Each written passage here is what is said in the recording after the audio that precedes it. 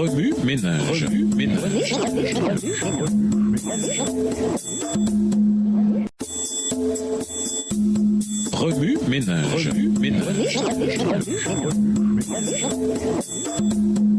Bienvenue dans votre émission Remue ménage. Nous voilà à la leçon de mardi, l'intercesseur. Lisons Jean 14, verset 16.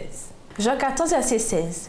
Et moi, je prierai le Père, et il vous donnera un autre consolateur, afin qu'il demeure éternellement avec vous.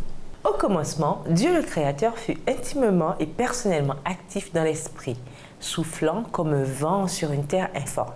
Ce premier aperçu de Dieu, le Saint-Esprit, est extrêmement significatif. Genèse 1, verset 2. Aujourd'hui encore, le Saint-Esprit continue d'œuvrer dans la vie des hommes. Mais il ne doit pas travailler en vain. Nous avons notre part à faire, nous aussi. Nous devons être des lecteurs actifs et assidus de la parole de Dieu et être constants dans la prière. Martin Luther, le grand réformateur, a dit « Il est aussi impossible d'être un chrétien sans la prière que de vivre sans respirer.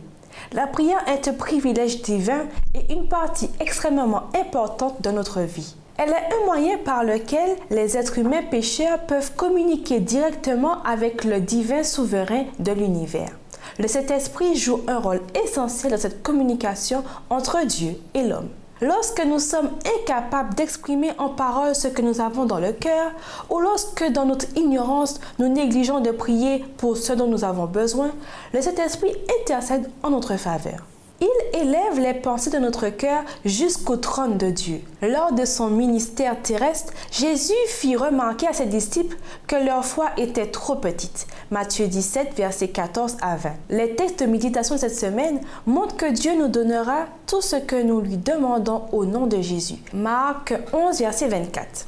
Une puissance au-delà de notre compréhension nous est disponible. Matthieu 21, versets 21 et 22, si seulement nous croyons.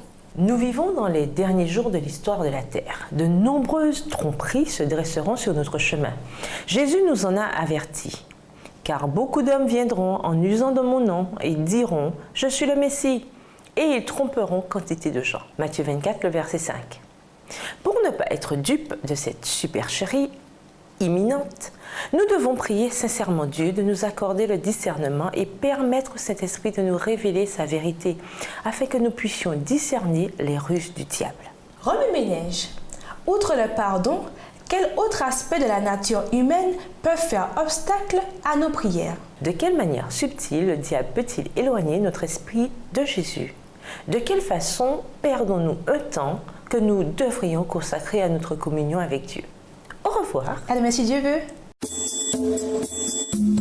Remue ménage. Remue ménage.